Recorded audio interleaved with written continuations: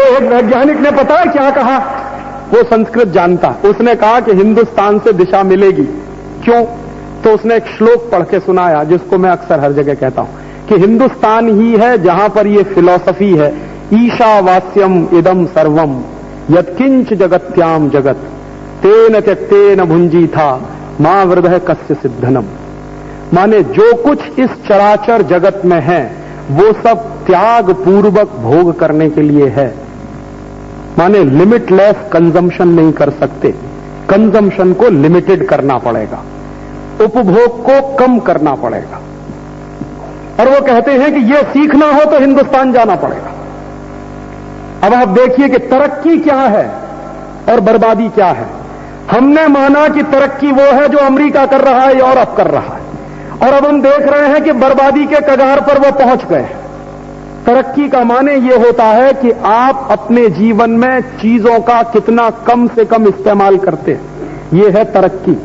और बर्बादी क्या है? आप जीवन में अपनी जरूरत से ज्यादा जितना इस्तेमाल करते हैं वो है बर्बादी।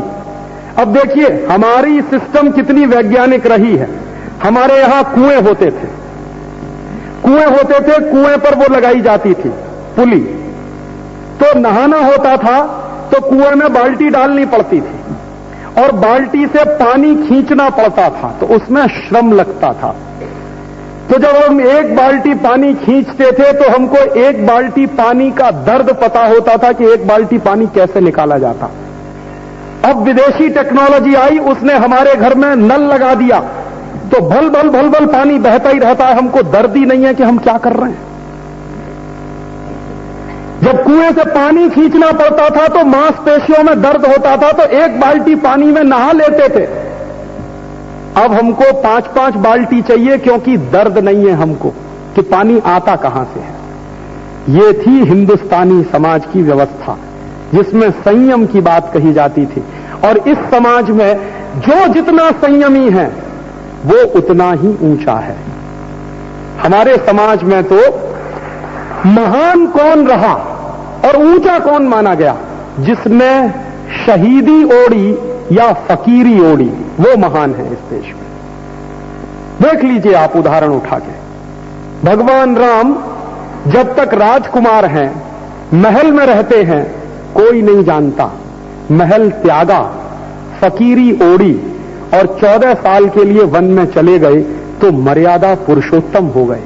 हम पूजा मर्यादा पुरुषोत्तम की करते हैं, राजकुमार राम की पूजा नहीं होती इस देश में। महावीर स्वामी जब राजकुमार हैं, महल में रहते हैं, कोई नहीं जानता। त्याग करने के लिए निकल गए जंगल में और तपस्या की भयंकर, छोड़ दिया जीवन का सारा मोह और त्याग दिया सब कुछ, तो तीर्थंकर हो गए। हम तीर्थंकर महावीर स्वामी की पूजा करते हैं, ना कि राजकुमार महावीर स्वामी की। महात्मा बुद्ध राजकुमार हैं, महल में रहते हैं, कोई नहीं जानता। महल छोड़कर तपस्या के रास्ते पर चले गए तो महात्मा हो गए, उनकी पूजा होती है। गांधी जी 3 पीस सूट और टाई लगाते हैं तो बैरिस्टर हैं। जिस दिन सूट जला दिया, टाई जला दी, एक लंगोटी ओढ़ ली तो महात्मा गांधी हो गए। कृष्ण जब तक रहते हैं मथुरा में तो राजकुमार हैं, मथुरा छोड़ी, वृंदावन छोड़ा और पहुंच गए द्वारका में तो भगवान कृष्ण है। हम पूजा किसकी करते हैं? किसको अपना बड़ा मानते हैं? हम पूजा करते हैं जो जितना बड़ा त्यागी है उसकी। सिख धर्म में जो पूजा की जाती है जिन बड़े गुरुओं की, वो गुरु कौन है? जिन्होंने समाज के लिए अपना घर छोड़ा, जिन्होंने समाज के लिए अपनी पत्नी को कत्ल करवा दिया, समाज के लिए अपने बच्चों को दीवार में चिनवा दिया, उनकी पूजा होती है। तो इस देश में तो हमेशा से जो जितना बड़ा त्यागी, जो जितना बड़ा फकीर, वो उतना ही ऊंचा है। ये भारतीय समाज की विशेषता है। तो हमने तो त्याग और संयम को ही हिंदुस्तानी संस्कृति का बेस माना है। यूरोप और अमेरिका में क्या है? इसके ठीक उल्टा, जो जितना भोग करे वो उतना ही डेवलप्ड है। माने किसी के पास एक कार है तो कम डेवलप्ड है, 2 हो जाए तो ज्यादा है, 3 हो जाए और ज्यादा, 4 हो जाए और ज्यादा, और 10, 12, 50 हो जाए तो बिलियनर है। यहां तो जिसने छोड़ा है वो भगवान है, वहां तो जो भोग रहा है उसको कहते हैं कि वो।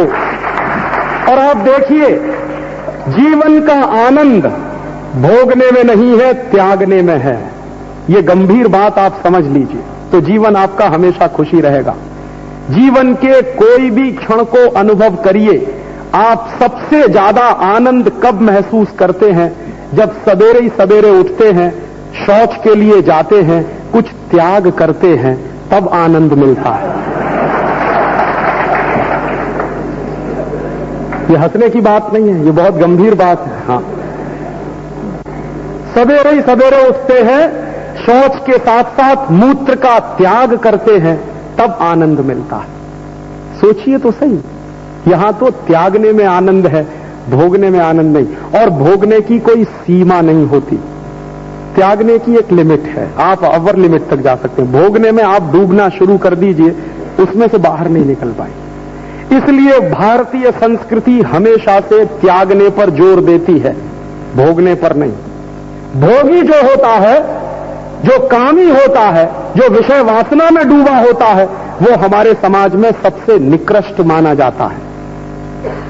भारतीय समाज में जो त्यागी है वो ऊंचा माना जाता है, ऊपर उठा हुआ माना जाता है। तो यहां डेवलपमेंट की यात्रा क्या है?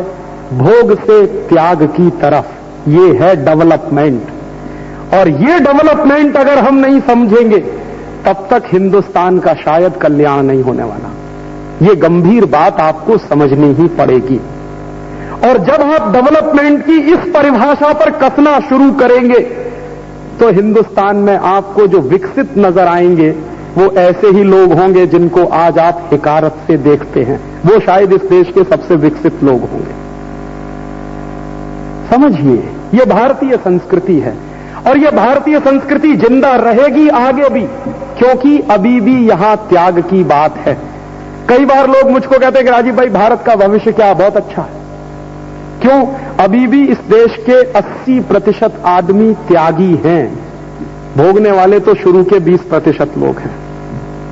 और इन 20% लोगों को समझ में आने लगा है। ऐसा नहीं है कि वो समझ नहीं रहे, वो समझ रहे हैं कि जीवन की जितनी सुख सुविधाएं हमने बटोरी, उतना ही ज्यादा गोलियां ले लेकर नींद आती है। जिनके पास कारें हैं, जिनके पास मोटे मोटे बैंक बैलेंसेस हैं, जिनके पास बड़े बड़े महल हैं, जिनके पास ऐश्वर्य और अय्याशी के सबसे ज्यादा साधन हैं, उन्हीं को नींद नहीं आती रात में, बिना स्लीपिंग पिल्स लिए हुए। और जिनके पास कुछ नहीं है, दिन में 10 रुपए की मजदूरी करते हैं, चादर तान के ठाठ से सोते हैं, सवेरे आंख खुलती है और सड़क पर ही सो जाते हैं। पता ही नहीं है उनको कि गद्दे पर सोए हैं कि सड़क पर सोए। और जो आदमी 8 घंटे की सुखकर नींद नहीं ले सकता, वो दुनिया का सबसे ज्यादा फालतू व्यक्ति है, मेरे शब्दों में। जिसको नींद नहीं आ रही है, जिसको भूख नहीं लग रही है ठीक से, जिसका शरीर ठीक से काम नहीं कर रहा है, जो 12 घंटे 24 घंटे डिप्रेशन में दबा हुआ है, कौन सा विकसित आदमी है? होगा करोड़पति अपने लिए, लेकिन वो विकसित तो नहीं हो सकता। विकसित तो वो है जो सड़क पे सो गया चादर तान के ओढ़ के, अभी 8 बजे, सवेरे उठेगा 6 बजे और एकदम स्फूर्तवान होकर फिर से काम में लग जाएगा। हम सवेरे उठेंगे तो 100% डिप्रेशन के शिकार होंगे, और इस डिप्रेशन को दूर करने के लिए चाय पीनी पड़ेगी, कॉफी पीनी पड़ेगी, ये करना पड़ेगा, वो करना पड़ेगा। डिप्रेशन दूर ही नहीं होता, और वो बेचारा सवेरे उठेगा, सूखी रोटी खाएगा प्याज के साथ और खाएगा नमक और चल देगा काम पर, फिर रात को आएगा, सो जाएगा। विकसित कौन है? जिंदगी का आनंद आपके पास नहीं है। और आप ये जान लीजिए, जीवन में अगर आनंद नहीं है आपके पास, तो करोड़ों रुपए की संपत्ति कोई मतलब नहीं रखती। और एक चीज दूसरी और बता दूं आपको, पैसे से आनंद नहीं खरीदा जा सकता, कभी भी नहीं होता। अगर पैसों से आनंद खरीदा जाता तो जितने करोड़पति लोग हैं वो सबसे आनंद वाले होते। और ये जान लीजिए, जितने करोड़पति हैं वही साधु संतों की शरण में सबसे ज्यादा जाते हैं, क्योंकि सबसे ज्यादा दुखी हैं। अगर दुख नहीं है जीवन में तो काहे को जाते हैं साधु संत महात्माओं के चक्कर में? क्यों बंधवाते हैं गंडा ताबीज? इसलिए कि दुखी हैं आप, हर तरफ से दुखी हैं। दुख जो है भोगने में है, सुख जो है त्यागने में है। डेवलपमेंट की परिभाषा समझ लीजिए, जितना त्याग करेंगे उतने ही विकसित होते चले जाएंगे। इसलिए मैं कहता हूं कि त्याग करिए चाय और कॉफी का, आपका डेवलपमेंट होगा। त्याग करिए पेप्सी कोला और कोका कोला का, आपका डेवलपमेंट होगा। त्याग करिए आप कॉलगेट, क्लोजअप, सिबाका, फॉरहंस का, आपका डेवलपमेंट होगा। जाइए किधर? पीछे लौटिए प्रकृति की तरफ। हम बहुत दूर हो गए हैं प्रकृति से।